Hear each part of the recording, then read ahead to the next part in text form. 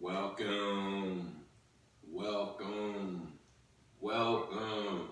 You're with the Nasty Pastor, and I'm back with another reading out of the book on Isis and Osiris. I do not talk about the author too much, but the author name is Plutarch or Plutarch, and he wrote this book. He structured this book, and I just want you to know this. I just want you to understand this, that we're going to kind of double up these chapters. We're going to really break this book down in its last readings. You got what I'm saying? So please, go to my YouTube channel, OFM Kemet Edition. Like, subscribe, comment, definitely share. You got what I'm saying? You can you definitely can find some playlists over there. You definitely can reach a level of education over there. You got what I'm saying, especially about the Kemite mystery system. But let's not waste too much time in the introduction. Let's go and get into this reading. But before I start reading, I want to ask you this right here. Are you loving yourself? Are you putting investments in place? Are you spending educational time with your kids? Are you spending educational time with your spouse? And I get you may not understand what is educational time when it comes to your spouse.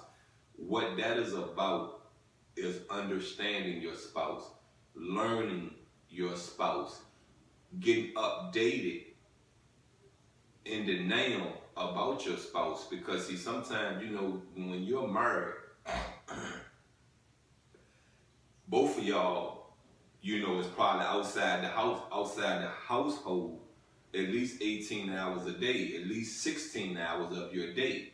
So what time are you really spending with your spouse? None.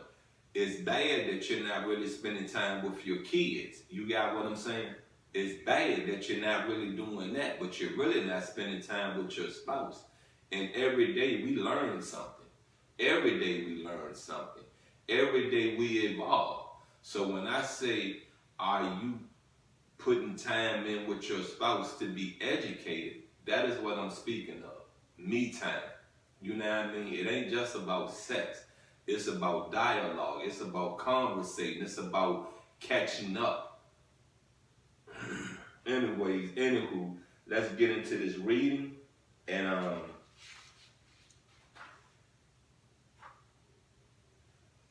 the Chaldeans hold that the gods belong to the planets, of whom two they call doers of good, two makers of evil. The other three they describe as intermediate and neutral, but the notions of the Greeks are, I suppose, plain enough to everyone, for they make the good part that of the Olympian Hove, that of the hostile deity that gives to Hades.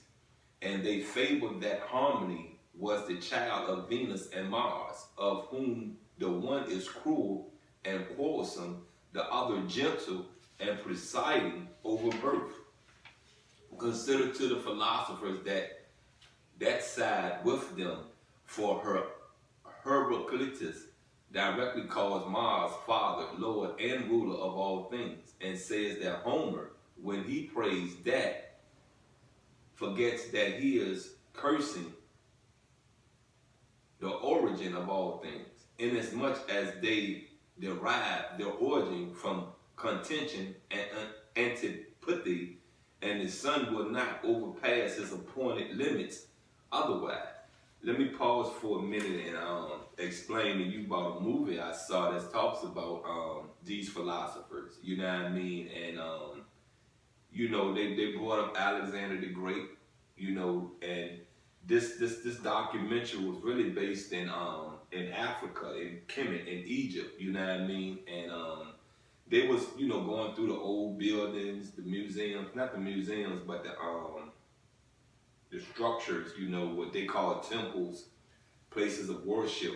And they were just showing you the writings on the walls, the pictures on the walls, and she explained that besides Alexandria, and I think they were down in Memphis. I forgot what it was, but that is the only building, the only structure that shows you when Alexander the Great came in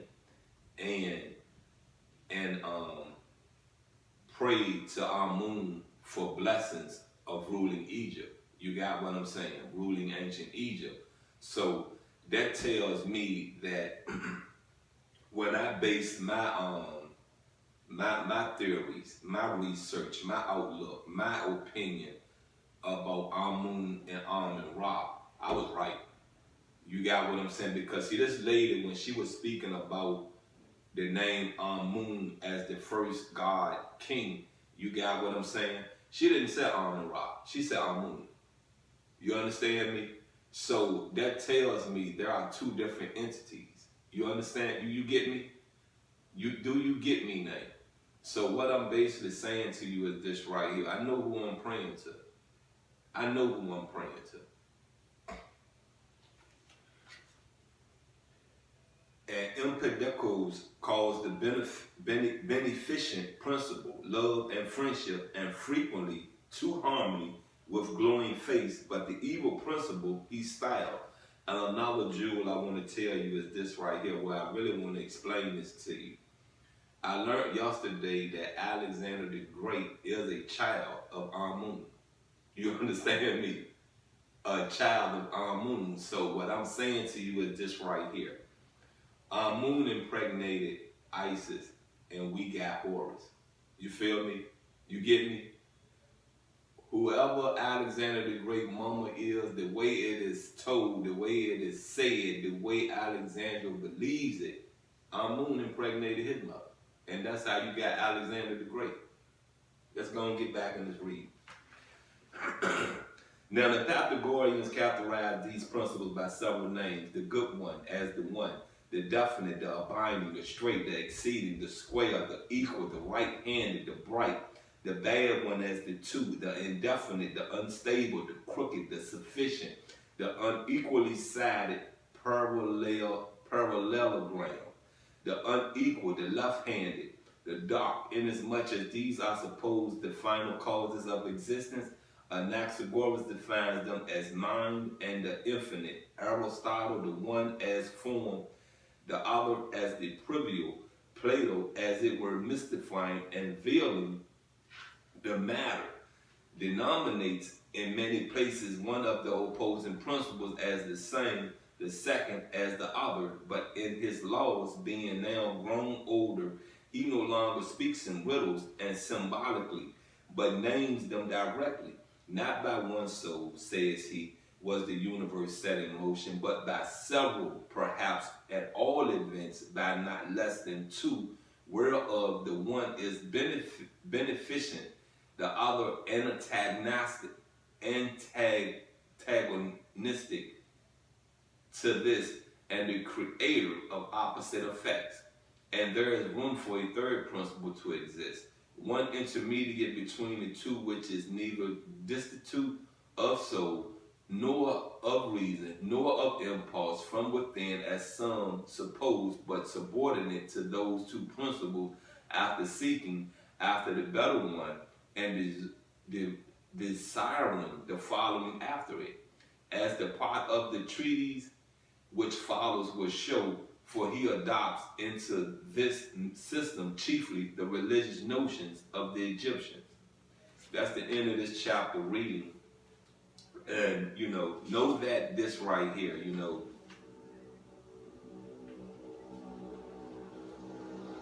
for us to have been so different before Christ, I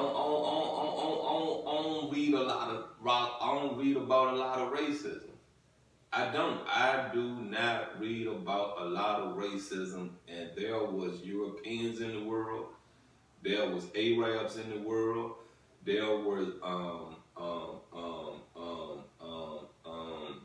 Africans in the world, Asians in the world, but you read nowhere about racism. Most of these cultures was enslaved because they came into a foreign land to take, to defeat, to destroy. You get me? You get me? All right. You became a prisoner of war. You get me? You understand me? So I say this to you again, racism came about in America. This was founded, originated in America. America. You get it? America. Not Africa, not Europe, not the Middle East, not Asia. America. Look, I am the Nasty Pastor. Please go to my YouTube channel, OFM Kemet Edition. Go through my playlist of On Isis and Osiris. Go through my playlist of Stolen Legacy. Definitely go through my playlist and research Peter Hotel. I love that. I love that reading. And I just want to say to you, I just want to say this to you before we end this. Stay humble. Got me? Stay strong. Keep some faith in you. And always, always, always pray. Always pray. Always talk to your mate.